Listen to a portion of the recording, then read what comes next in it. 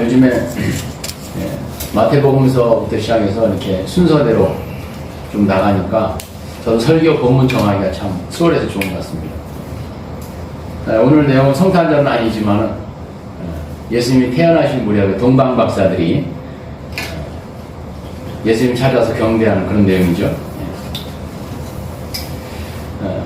예수님은요, 우리와 같은 인간으로 태어나셨습니다. 초대교회 시대에 이단들이 막 생겨났는데, 그때는 뭐 신학이고 뭐고 제대로 정립이 안 돼 있었을 때죠. 신약 성경도 제대로 쓰여 있지 않고 이랬으니까 사실 헷갈리는 것이 이해는 가요. 뭐 예수님은 인간이 아니었다 이런 사람들도 생겨났고요. 또 예수님은 하나님이 아니다, 하나님의 아들이 아니다, 신성을 부인한다든가. 그러니까 인성이나 신성을 부인하는. 그럼 이게 뭐가 돼요?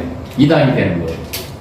또 성부, 성자, 성령인데 지금 뭐 여호와의 증인이라든가 그 뭐라고 그러지? 안식교, 제7의 안식교라 이런 데서는 성령님의 인격성을 인정 안 하죠. 그게 이단인 거예요. 그냥 어떤 기운, 힘으로, 능력으로만 표현을 해요. 파워, 에너지. 활동력이라고 하더라고요. 그 사람들 얘기 들어보니까. 그 이단인 것이에요. 삼위일체를 이렇게 부인해버린다든가, 성령님의 인격성을 부인해버린다든가. 이런 것이 성경이, 신약 성경이 쓰여지고 이제 오랜 세월이 지나면서 저절로, 정통이 왜 생겨났느냐? 신학교에 다니시는 분도 계시지만은, 강의 때 그렇게 들으실 거예요. 정통 교리가 왜 생겨났느냐? 이단을 방어하다 보니까 정통이 생겨난 거예요. 처음부터 정통 교리가 있었던 게 아니에요. 성경 해석을 쟤는 너무 이상하게 하는데 그건 아니지 않느냐? 성경 가지고 여기저기 찾아보면서 연구하고 기도하고 연구해서 방어 논리를 하나 만들어내면 그게 정통 교리가 하나씩 되는 거예요. 그렇게 만들어진 거예요. 어쨌든 예수님은 우리와 같은 인간, 인성을 지닌 인간으로 태어나셨다는 거예요. 그걸 우리가 분명히 알아야 되겠죠.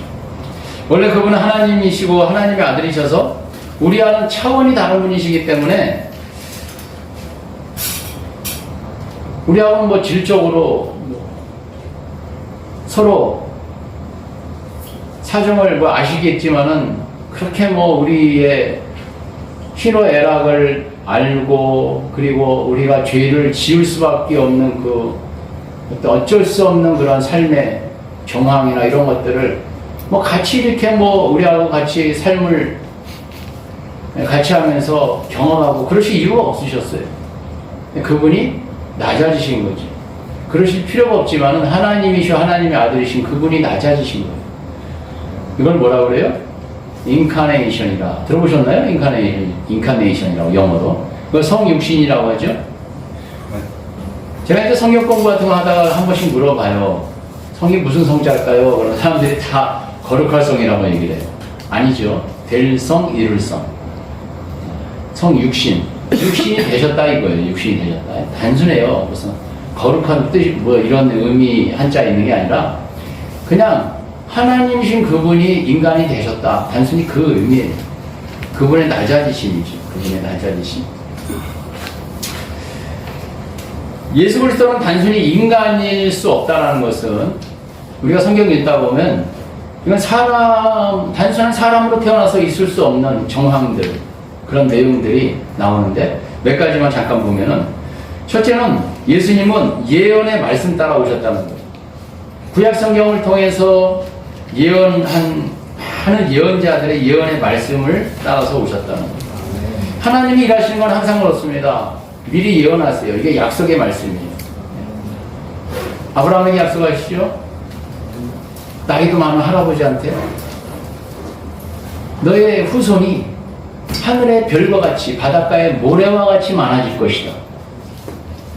장막 저 뒤편에서 사라가 그거 듣다가 그냥 웃어버리잖아요.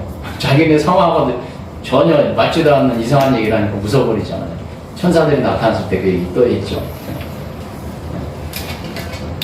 그때 이제 하늘의 별처럼이 아니라 그때는 이제 내년 이맘때 내게 아들이 있으리라 그 얘기였지만 또 아브라함이 또 이런 약속을 들었을 때도 마찬가지죠. 이건 뭐 믿겨지기가 어려운 상황이죠. 하나님이 약속하시고 어떻게 하신다고요?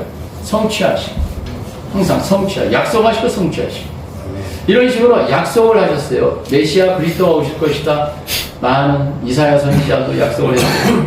벌써 창세기에 약속을 했어요. 창세기 3장 15절 내가 너를 여자와 원수가 되게 하고 너의 자손을 여자의 자손과 원수가 되게 하겠다. 여자의 자손은 너의 머리를 상하게 하고 너는 여자의 자손의 발꿈치를 상하게 할 것이다. 이것을 원래 처음 있었던 복음이다 해서 원시복음이라고 하죠. 원시복음. 창세기 3장 15절. 그 외에도 여러 구절들이 있는데 아주 뭐 단적으로 딱 하나만 말씀 더 드리면 미가서 5장 2절에 너 베들레헴 에브라다야 너는 유다의 여러 족속 가운데서 작은 족속이지만 이스라엘을 다스릴 자가 네게서 네게로 나올 것이다. 그의 기원은 아득한 옛날 태초에까지 거슬러 올라간다. 이렇게 분명한 약속 속에 예수님이 태어나셨어요. 베들레헴, 유다 베들레헴이 태어나셨죠. 두 번째는요, 처녀 탄생입니다. 남자와 관계없이 태어나신 거예요. 벌써 이사야서 7장 14절의 예언의 말씀에 주님께서 친히 다윗 왕실에 한 징조를 주실 것입니다. 보십시오. 처녀가 잉태하여 아들을 낳을 것이요 그가 그의 이름을 임마누엘이라고 할 것입니다. 이 약속대로 태어나셨는데 그 당시 사람들은 들어도 무슨 얘기인가 싶었을 사람이 많았을 테고 세월이 100년, 200년 많이 흘러도 이것에 대해서 잘 이해가 안 되는 구절이다. 이렇게 해석한 사람들이 많을 거예요. 요한계시록에 그 어떤 예언의 말씀이 많이 나오는데 이것이 뭐 뜬구름 잡는 얘기 같고 환상 가운데 그냥 단순한 그런 얘기 같고 한데 요즘에는 그것이 뭔가 하나씩 맞아 들어가는 느낌이 좀 많이 들지 않으십니까? 뭔가 퍼즐이 맞춰지듯이 이렇게 하나님 말씀이 이루어지는 거예요. 처녀가 어떻게 애를 낳습니까? 그 당시에 차례를 알지 못하는 여자가 어떻게 애를 낳습니까? 전혀 이해할 수도 없고 믿겨지지도 않는 그런 일이 이루어지는 것이에요. 나라의 남편 요셉은 그냥 법적인 아버지일 뿐이죠. 어려서 자라는데 그냥 울타리, 양육자 역할만 하는 것이죠. 세 번째는요, 천사의 등장입니다. 천사의 등장과 찬양이 나타나죠. 누가복음서에 보면 먼저 처녀인 마리아에게 가브리엘 천사가 나타납니다. 그리고 내가 아들을 낳을 것이다. 하나님이 함께 한다는 그런 의미가 있고 그 이름을 예수로 하라. 뭐 천사의 고지가 있었고 그 다음에 성령으로 또 메시아의 탄생이 있을 거를 역시 그렇게 예고를 하죠. 그리고 막상 예수님 태어나신 무렵에는 베들레헴 주변에 산지에서 양을 치던 목자들, 그 당시에는 그 사회적인 위치가 아주 낮은 천민에 속하는 그런 사람들. 그렇지만 그 사람들은 그만큼 순수했던 사람일 거예요. 마음 자체가. 하나님을 믿어도 그냥 순수하게 단순하게 믿는 그런 사람들. 그런 사람들에게 나타나시잖아요. 천사의 무리가 나타나요. 하늘에는 영광이요 땅에는 평화로다 하면서 나타납니다. 천사의 등장. 네 번째는 별의 등장입니다. 별이 우리가 보는 그 수많은 별들 중에 하나가 아닌 것 같아요. 특별한 별이 하나 나타나는데 누구한테 나타났냐? 동방의 어떤 박사들, 헬라어로는 마고이라고 하는데 천문학자, 지혜자 이렇게 번역이 됩니다. 뭐 어떤 사람은 그분들이 그 나라 왕에게 자문을 해주는 역할을 해주는 어떤 그런 역할을 하고 있었을 것이다. 뭐 예를 들어 다니엘 같은 역할 있잖아요. 왕의 책사 같은 그런 역할을 하는 사람들이었을 것이다. 뭐 그런 얘기도 있는데 그건 그냥 참고사항일 뿐이고요. 어쨌든 이 사람들은 별을 연구하는 사람들이에요. 지금으로 치면 천문학자들. 근데 거기서 끝나는 게 아니라 이 사람들은 그걸 가지고 점을 치는 사람들이에요. 우리 신앙적으로 보면 조금 문제가 있지만 어쨌든 그 사람들은 뭐 그 당시에 복음이 뭐 제대로 전해진 시대가 아니니까 구약 성경을 아는 유대인들을 통해서 그 사람들이 조금 하나님에 대해서 메시아의 탄생에 대해서 들은 적이 있을 수도 있었을 거예요. 많은 사람들이 이 사람들이 출신이 어디냐, 동방박사들 출신이 어디냐 이야기를 할 때 뭐 이 얘기 저 얘기가 나오지만 거의 바벨론 지역이 아니었겠느냐. 바벨론 하면은 누구의 고향이에요? 아브라함의 고향이죠. 갈대아 우르. 거의 바벨론 지역이죠. 그쪽 어디에서 오지 않았겠느냐. 북이스라엘이 멸망하고 남유다가 멸망할 때 남유다를 누가 멸망시켜요? 바벨론 제국이 멸망시키잖아요. 그래가지고 거기서 10년, 20년, 30년, 40년 막 이렇게 100년 지나가고 하면서 이미 거기서 털을 잡고 벌써 돈 많이 벌고 그 지역에서 힘 있는 어떤 지도층에 있는 그런 유대인들이 생기기 시작해요. 그런 사람들은 귀환을 안 했던 것이에요. 바벨론 포로에서 귀환할 때 많은 사람들이 남아 있었어요. 그냥 그 후손들을 통해서 뭔가 얘기를 들었지 않았겠느냐 이렇게 해석을 하죠. 어쨌든 동방 박사들이 뭔가 조금 알고 있었어요. 그런데 왕이 태어나는 징조를 보이는 어떤 별이 나타났다고 그럽니다. 그리고 그 별이 인도하고 자기들은 어떤 황금과 유향과 모략이라고 하는 아주 값비싼 예물을 싣고 여행을 떠나는 거예요. 3개월이 될지 4개월이 될지 그 여행을 떠나는 거예요. 사막을 가로질러 척박한 땅을 가로질러 돌산과 그 뜨거운 햇빛을 가로질러 여행을 하는 것이 오직 하나, 유대인의 왕이 태어난다고 하는데 우리가 가서 경배해야 되겠다. 하나님은 참 일하시는 것이 참 어떻게 보면은 유머스러우실 때도 있고 참 일하시는 방법이 다양하신데 예수님의 그 활동을 보면 알 수 있어요. 예수님은 농부들 그 사이에서 이렇게 말씀을 전할 때 씨 뿌리는 자의 비유. 그 당시에 농경사회니까 이런 비유를 하잖아요. 장사하는 사람들한테 달란트 비유. 10달란트, 5달란트, 1달란트 막 이런 비유를 하시는 거. 장사하는 그 당시에 시장에서 장사하는 사람들. 이런 사람들 대상으로 이렇게 말씀을 예를 드시는 거예요. 별 연구하는 이 사람들한테는요, 어떻게 나타나셔요? 별을 하나 나타나게 하심으로 이 사람들에게 뭔가를 가르쳐 주시는 거예요. 이런 특이한 별, 도대체 이 별이 무엇이었겠느냐? 우리가 알기가 쉬울까요? 어려울까요? 지금도 잘 몰라요. 이게 무슨 별이었는지. 이런 것들은 그냥 놔둘 수밖에 없어요. 억지로 해석하려고 하다가 어떻게 된다고요? 저기 뒤에 가면 억지로 해석하려고 하다가 망할 수도 있다. 뭐 이런 구절이 있잖아요. 그죠? 베드로 후세인가 보면. 그냥 우리가 모르는 건 놔두고, 아는 범위 내에서, 특별히 확신이 드는 범위 내에서 우리 삶에 실천하고 약속의 말씀을 붙잡고 하면 되는 것입니다.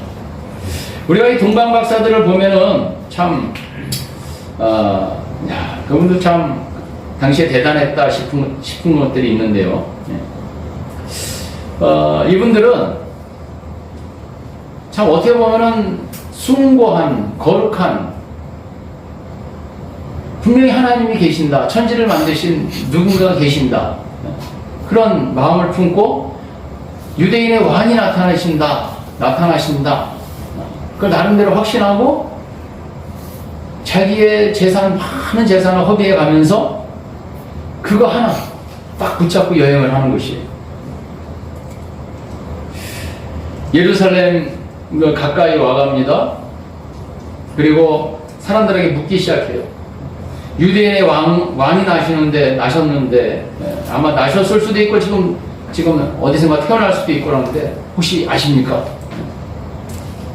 예루살렘에 와가지고 이 사람 저 사람한테 물으니까 사람들이 수근수근하고 어이 뭔 얘기냐 이거 우리가 기다리던 다윗의 후손이 태어나는 것이냐 하면서 여기저기서 아주 수근수근거리고 근데 참 이 사람들 입장에 생각을 해보세요.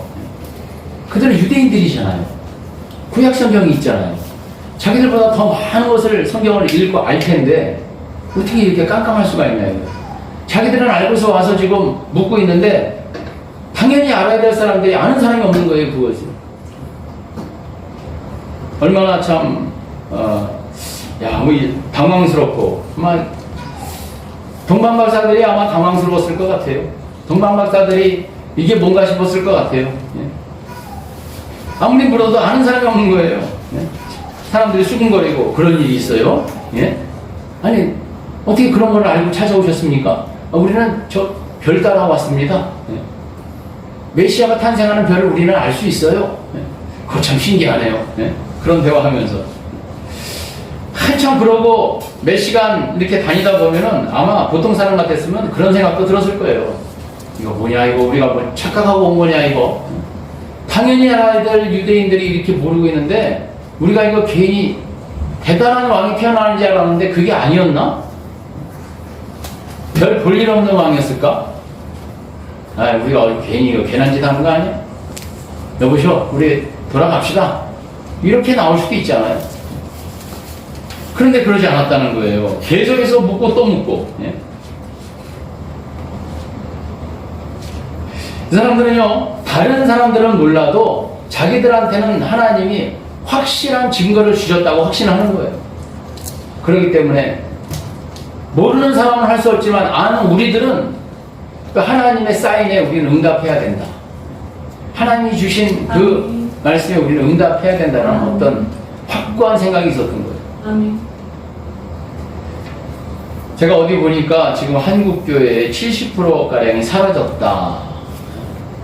공산국가 만드는데 충분한 어떤 이제 여건이 형성됐다. 뭐 이런 거를 제가 이렇게 봤어요.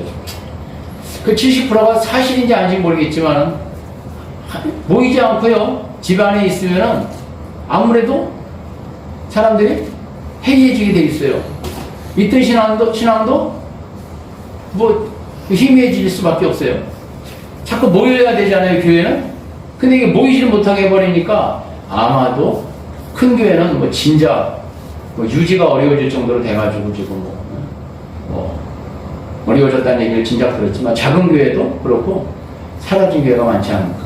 왜? 전도 자체도 힘들고 사람들이 지금이 어느 때인데 코로나 걸리면 어떡하려고 교회를 가요? 이런 사람들이 많을 거 아니에요. 전도 자체도 어렵고 기존에 있는 사람들도 못 모이게 하니까 또 신앙이 흐려지고 아마 그래서 어느 정도 신빙성 있는 얘기가 아닐까 싶습니다.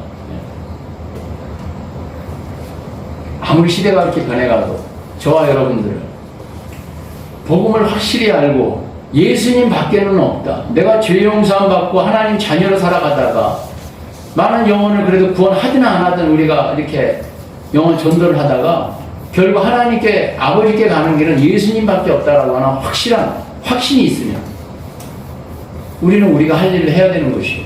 할렐루야. 모여서 하나님께 예배드리고 그리고 또 할 수 있으면 전도하고 영혼 거래 일을 하고 해야 되는 것이에요. 다른 사람은 몰라도 나에게 하나님이 분명한 어떤 말씀을 주셨다면 그 말씀에 응답해야 되는 것이에요. 당연한 것이에요, 이게. 동방박사들은요, 그렇게 여러 사람에게 묻고 또 묻고 이렇게 돌아다니는데도 아무런 사람들이 반응도 별로 없고 이상하다, 왜 이렇게 모를까 싶었지만 그래도 찾고 또 찾잖아요. 묻고 또 묻잖아요. 가끔 교회 나오시는 분 보면은 이런 분이 가끔 계시더라고요. 가끔 누가 그렇게 전도를 뭐 대단히 한 것도 아닌데 자기가 찾아요. 누가 진리가 있겠거니 하나님 계실 것 같다. 그분이 누군지는 잘 모르지만 신이 계실 것 같다.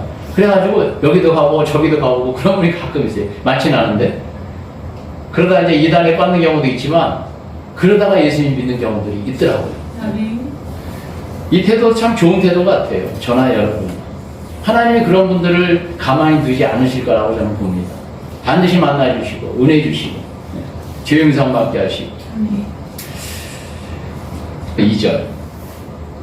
자, 2장 2절 보세요. 유대인의 왕으로 나신 이가 어디에 계십니까? 우리가 동방에서 누구의 별이요? 그의 별을 보고 그에게 경배하러 왔습니다. 유대인의 왕으로 나신 이가 어디 계십니까? 유대인의 왕의 별이라는 얘기. 그의 별은 누구의 별이요? 유대인의 왕의 별. 그의 별, 예수님의 별을 보고 경배하러 왔다는 거예요.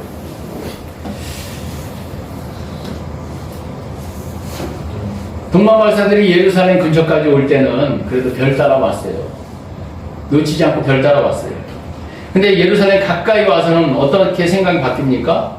뭐 별보다는 당연히 왕이시니까 왕이 태어나는 거니까 왕궁에서 태어나겠지 이렇게 판단이 돌아가면서 예루살렘으로 그냥 가버린 것이에요.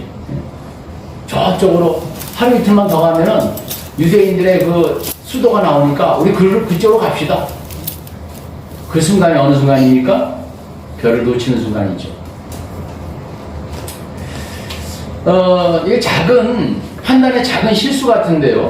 판단의 작은 실수 같은데, 별을 놓침으로써 예루살렘 성으로 가고, 사람들한테 묻고, 소문이 나고, 결국 헤롯 왕에게 귀에 들어가고, 결국 어떤 일이 벌어집니까? 그 일 때문에 나중에 2살 이하의 아이들이 학살을 당하는 참담한 결과가 나죠.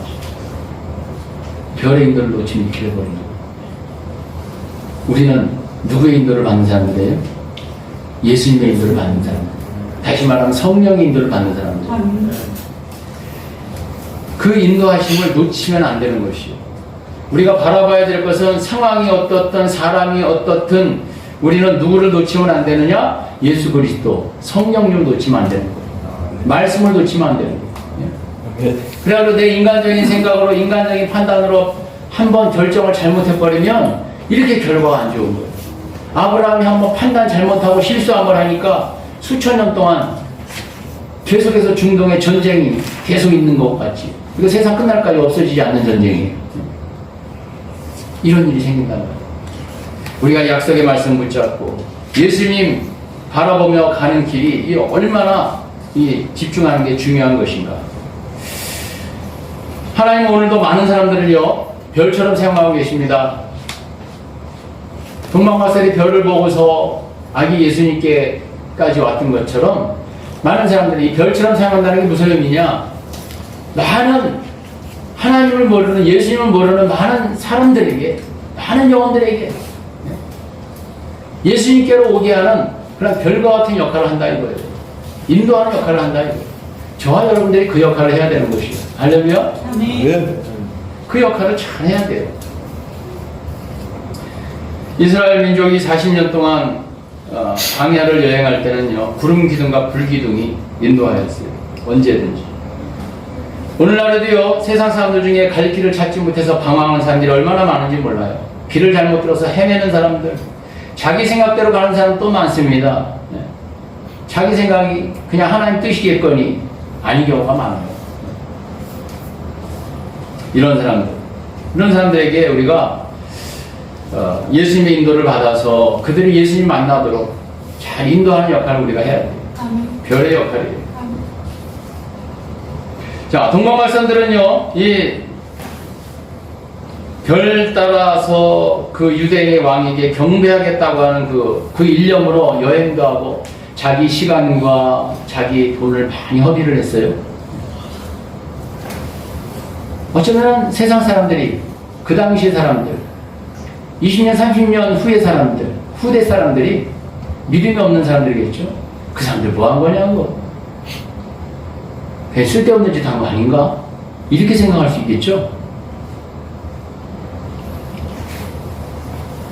어떻게 보면 주일날 예배 때 이렇게 나와서 하나님께 예배드리고 정말 하나님을 영적으로 만나기를 사모하고 이런 것들이 믿음이 없는 사람들을 보기에는 괜한 짓이고 쓸데없는 짓으로 보일 수 있는 것이에요. 이런 거를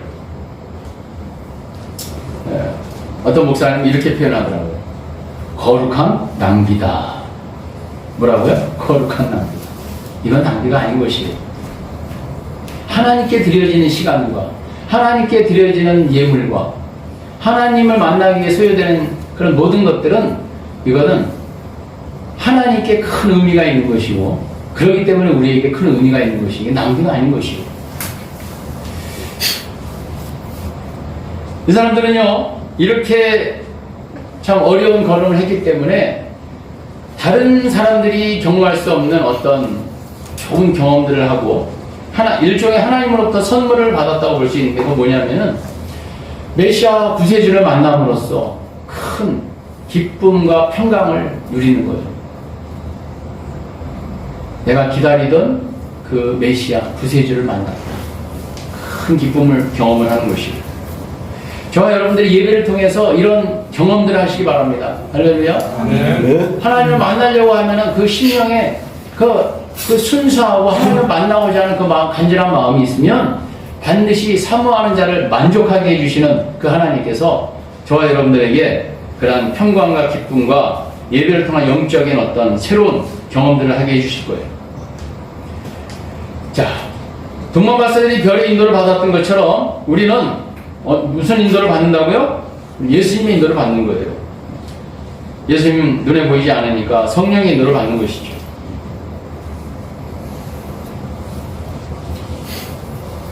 이 사람들이 어떻게 보면은 한번 그 자기 생각 따라서 별을 놓쳐버림으로써 참 아이들이 참혹하게 죽는 그런 실수도 했지만은 헤롯의 말을 듣고 이제 나오잖아요. 헤롯이 그 대제사장들과 율법교사들 다 모아놓고 그리스도 어디서 태어나겠느냐? 유대 베들레헴입니다. 헤롯과 동방박사에 대화하고 난 다음에 별을 찾거든 나에게 다시 와서 알려주시오. 나도 가서 경배할 생각이오. 그 얘기 듣고 나서 베들레헴으로 나오잖아요. 예루살렘에서 이제 베들레헴으로 가잖아요. 뭘 의미합니까? 자기 생각을 내려놔야 되는 것이에요. 교회에서는 저도 마찬가지고 여러분도 마찬가지고 자기 생각을 자꾸 내려놓으려고 해야 돼요. 하나님의 뜻이 무엇이냐? 하나님의 말씀이 무엇이냐? 우리가 경건의 시간을 자꾸 하는 이유가 뭐예요? 이 훈련하는 거예요, 이 훈련. 네? 이 훈련. 그래야지 보이는 거예요, 그때는. 자기 생각과 자기 욕심이 가득 차 있으면 안 보여요.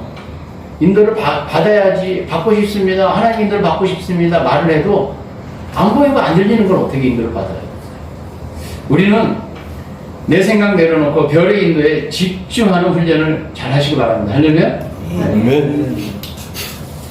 자기 생각이 섞여 들어가는 순간 당황하게 돼요. 마귀의 역사가 끼어들게 됩니다. 고난 가운데서도 메시아를 통한 이스라엘의 위로를 기다린 사람들, 이 사람들은 예수님을 만나는 은혜를 경험했어요. 성전에서 시므온 같은 경우, 정결 예시 할 때 시므온과 안나와 같은 사람들, 이런 사람들 있죠.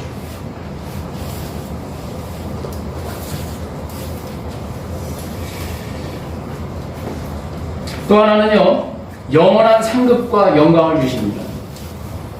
우리가 믿음으로 한 것들은 하늘에 다 기록이 된다고 그랬어요. 행위책에 기록이 된다고 그랬어요.